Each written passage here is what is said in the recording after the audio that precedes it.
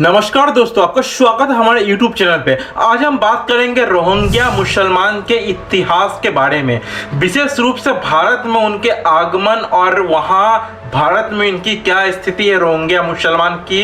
इस विषय में हम बात करेंगे इस वीडियो में। रोहिंग्या मुसलमानों का आपने नाम जरूर कहीं ना कहीं सुना होगा, खासकर जब म्यांमार में उनके उत्पीड़न और पलायन की खबर बहुत जोरों से सामने आई थी। लेकिन क्या आप जानते हैं कि भारत में रोहिंग्या मुसलमानों की क्या स्थिति है और उनका इतिहास क्या है? तो चलिए इस पूरे डिटेल्स में जानते हैं हमारे इस YouTube के इस वीडियो में। अगर आप हमारे इस चैनल पे नए हैं, चैनल सब्सक्राइब करके वीडियो लाइक करके चले करते हैं वीडियो को स्टार्ट। पहले जानते हैं कि आखिर ये रोहिंग्या मुसलमान एग्जैक्टली है कौन। रोहिंग्या मुसलमान म्यांमार के राखिन राज्य में बसने वाला एक अल्पसंख्यक समुदाय है। म्यांमार की सरकार ने उन्हें कभी भी कानूनी नागरिकता अपने देश में नहीं दी, जिसकी वजह से वे बहुसंख्यक बौद्ध समुदाय के बीच अपने अधिकारों से वंचित रह गए। 1982 के म्यांमार नागरिकता कानून के बाद नागरिकों के रूप में उन्हें मान्यता भी नहीं दी गई। रोहिंग्या मुसलमानों को भारत में रोहिंग्या मुसलमानों का आगमन।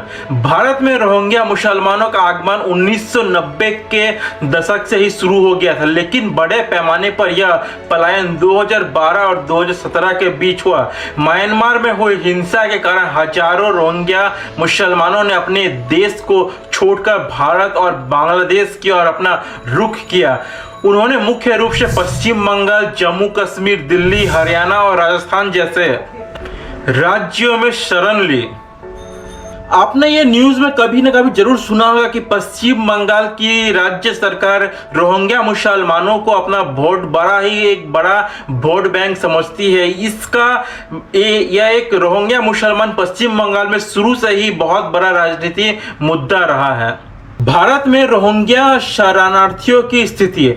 भारत में लगभग 40,000 से 50,000 रोहिंग्या शरणार्थी रहते हैं। इनमें से कई लोगों के पास संयुक्त राष्ट्र शरणार्थी एजेंसी UNHCR द्वारा जारी की गए पहचान पत्र है, लेकिन भारत सरकार ने उन्हें कभी भी कानूनी शरणार्थी का दर्जा नहीं दिया। इसके चलते उन्हें कानूनी सुरक्षा, रोजगार, शिक्षा और स्वास्थ्य सेवाओं में भी बड़ा कमी का सामना करना पड़ता है। भारत में रोहिंग्या शरणार्थियों की स्थिति बहुत ही दर्दनीय है। वे अस्थायी बस्तियों में, झुग्गे झोपड़ियों में रहते हैं, जहां साफ सफाई, पानी और बिजली जैसी बेसिक सुविधाएं भी उन्हें मुहैया नहीं कराई जाती है।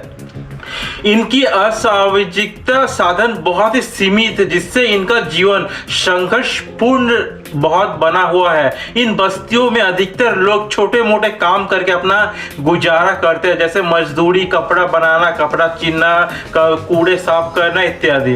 भारत सरकार भी रोहिंग्या मुसलमानों को अवैध प्रवासी मानती है और उनकी उपस्थिति को राष्ट्रीय सुरक्षा के रूप में देखती है। सरकार का कहना है कि रोहिंग्या मुसलमानों के बीच कुछ आतंकी संगठन के सदस्य भी हो सकते हैं, जो देश की सुरक्षा के लिए खतरा पैदा कर सकते हैं। इसलिए सरकार ने रोहिंग्या मुसलमानों को उनके घर म्यांमार भेजने की प्रक्रिया भी शुरू की थी।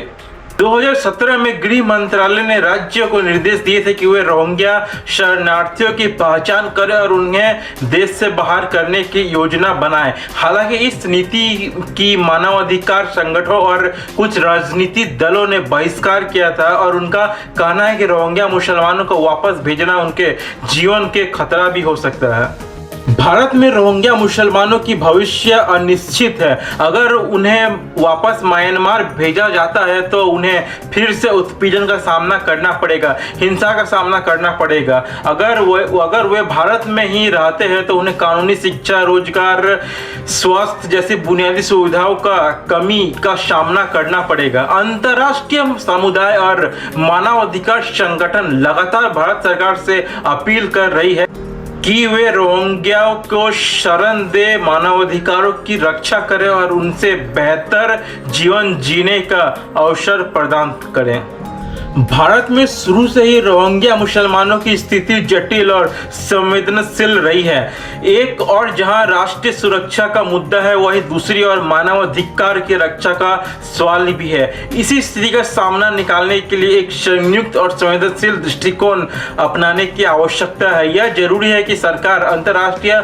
संगठनों और समाज के खिलाफ मिलकर इन संकट का समाधान खोजे, ताकि रोहिंग्या मुसलमानों को उनके अधिकार वापस से मिल सके और वे एक समाजजनक जीवन भी जी सके। आशा करते हैं कि इस वीडियो के माध्यम से आपको भारत में रोहिंग्या मुसलमानों की स्थिति और इतिहास के बारे में एक छोटी सी जानकारी मिली होगी और उनकी स्थिति क्या है भारत में। अगर आपको वीडियो पसंद आए तो वीडियो को लाइक एंड चैनल सब्सक्राइब जरूर करिएगा। मिलते हैं आपसे बहुत जल्द और एक नए वीडियो में। तो तब तक के लिए टाटा, गुड बाय, धन्यवाद।